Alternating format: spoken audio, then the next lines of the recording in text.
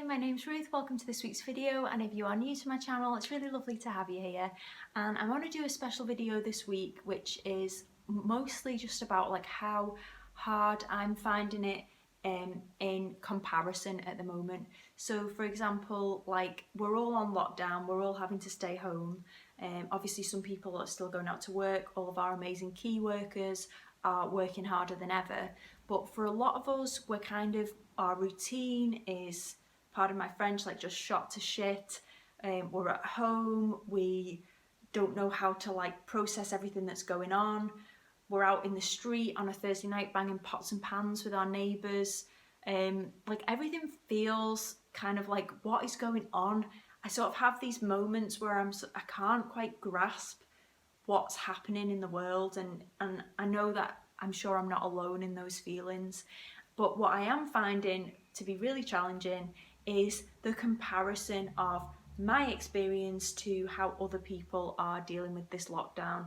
And I think that that's exacerbated again on social media. So for example, like just going on Instagram and feeling like it's a bit like my lockdown is better than your lockdown, or I've renovated my whole house and set up a new business, or that's an extreme example, but you know, people just like posting all these amazing productive things that they're doing, and all the exercise they're doing, all the home workouts. And you know, some days I'm going to be honest, like I feel like I'm an absolute mess. I get out of bed, I feel like pretty crap and unmotivated. I sit in my dressing gown for like hours feeling crap. Some days if I just get a shower and I manage to like cook myself something vaguely healthier than just eating dairy milk chocolate and like chips and stuff out of the freezer, that is like, I have to see that as a success at the moment. Like I got up and I managed to get washed and fed myself and slept. So just a like quick reminder really that that's okay. And you know, there are going to be people that are looking like they're super productive, and I think that I can be guilty of this as well. So that, you know, people will think that I've got it all sorted and I'm posting these videos, and I always like obviously don't come on them in my dressing gown with all of my hair a mess when I've just got out of bed. So I want you to know that there's that other side to like this experience as well. And there are plenty of times where I just feel so exhausted. Like this situation is mentally exhausting. It's a lot to take in. And I think that like personally what I'm feeling is my mind and my body are doing a lot to protect me from actually kind of trying to grasp the enormity and the severity and the potential longevity of how long this is all going to go on for and what it's going to mean for everyone's lives, our loved ones, my own life. And all of that worry and all of that new information has come through so fast. It's been like one day it felt like things were quite normal, and then literally like 5 days later we were getting told, don't leave the house, you can't go to work anymore. And so it feels like it's been very sudden. And I know personally from like having gone through a situation where like my whole life was fine and everything was as it always had been, and then all of a sudden my dad got really sick, and like I just thought he was going to be okay, and then he wasn't, and we got told that you know he was going to die, and that was like very fast paced. You know, from finding that out, it was literally like weeks later. You know, we didn't get months. It was so quick, and then he was just gone. And not having that ability to like really comprehend what had just happened.